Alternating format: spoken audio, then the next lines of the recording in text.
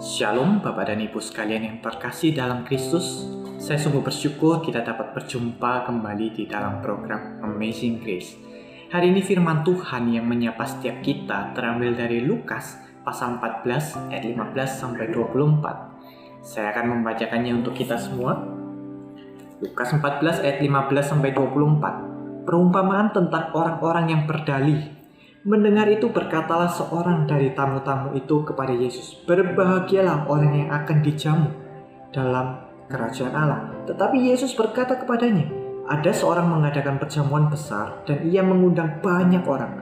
Menjelang perjamuan itu dimulai, ia menyuruh hambanya mengatakan kepada para undangan, 'Marilah, sebab segala sesuatu sudah siap.' Tetapi mereka bersama-sama meminta maaf. Yang pertama berkata kepadanya, 'Aku telah membeli ladang dan aku harus pergi melihatnya. Aku minta dimaafkan.' Yang lain berkata, 'Aku telah membeli 5 pasang lembu kebiri dan aku harus pergi mencobanya. Aku minta dimaafkan.' Yang lain lagi berkata, 'Aku baru kawin dan karena itu aku tidak dapat datang.' Maka kembalilah hamba itu dan menyampaikan semuanya itu kepada tuannya. Lalu murkalah tuan rumah itu dan berkata kepada hambanya, 'Pergilah dengan segera ke segala jalan dan lorong kota, dan bawalah kemari orang-orang miskin dan orang-orang cacat dan orang-orang buta dan orang-orang lumpuh.'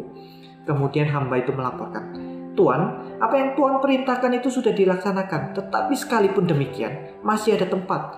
Lalu kata tuan itu kepada hambanya, 'Pergilah ke semua jalan dan lintasan, dan paksalah orang-orang yang ada di situ masuk, karena rumahku harus penuh. Sebab aku berkata kepadamu, tidak ada seorang pun dari orang-orang yang telah diundang itu akan menikmati jamuanku.'" Sedemikian jauh pembacaan firman Tuhan hari ini. Bapak dan Ibu sekalian, tentu setiap kita tidak asing dengan istilah PHP atau pemberi harapan palsu.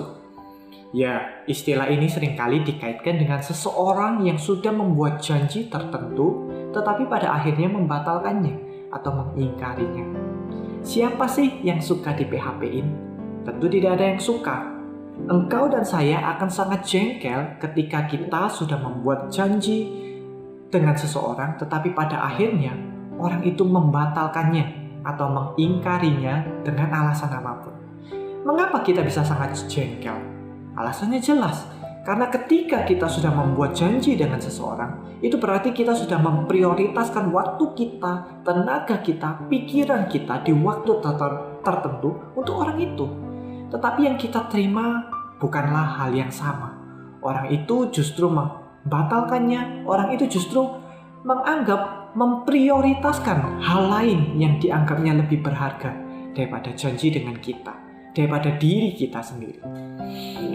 Saudara sekalian, situasi serupa juga tergambar dalam perumpamaan yang Yesus ajarkan dalam bagian yang baru saja kita baca.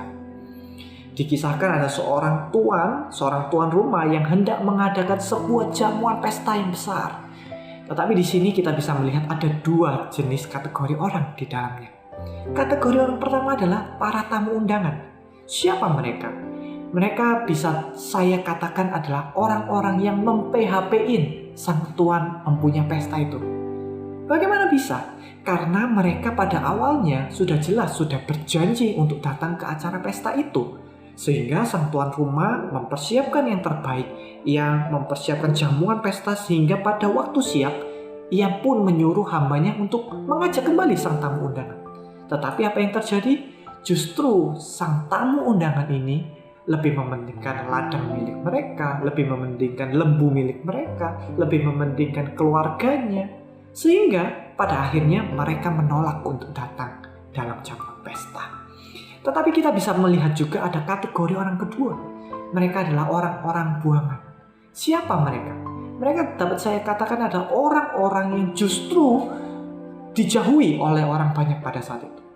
Karena mereka adalah orang-orang buangan, orang-orang miskin, orang-orang cacat, orang-orang buta, orang-orang lumpuh. Tetapi di akhir kisah ini kita bisa melihat bahwa justru orang-orang inilah yang pada akhirnya diizinkan untuk masuk dalam jamuan pesta dan menikmati jamuan pesta itu. Tetapi kita perlu ingat bahwa orang-orang kategori kedua ini bisa datang ke jamuan pesta itu tentu tidak seorang diri. Dia perlu ada orang lain yang menemaninya untuk datang ke dalam pesta itu. Bagaimana mungkin orang yang buta, orang yang lumpuh itu bisa datang ke jamuan pesta apabila tidak ada orang yang menuntunnya? Bagaimana mungkin orang-orang miskin, orang-orang yang cacat punya keberanian untuk datang ke jamuan pesta apabila tidak ada orang yang menemani dia untuk masuk ke dalam jamuan pesta itu? Saudaraku, apa yang hendak Yesus ajarkan dalam bagian ini? Yesus jelas ingin mengajarkan baik kepada orang-orang pada saat itu maupun kepada kita sebagai pembaca masa kini, bahwa ia ingin menunjukkan betapa besarnya anugerah Allah akan keselamatan itu. Kita sebagai pembaca masa kini, kita sudah jelas tahu bahwa kategori yang orang pertama, Yesus sedang menegur para orang-orang Farisi dan ahli Taurat.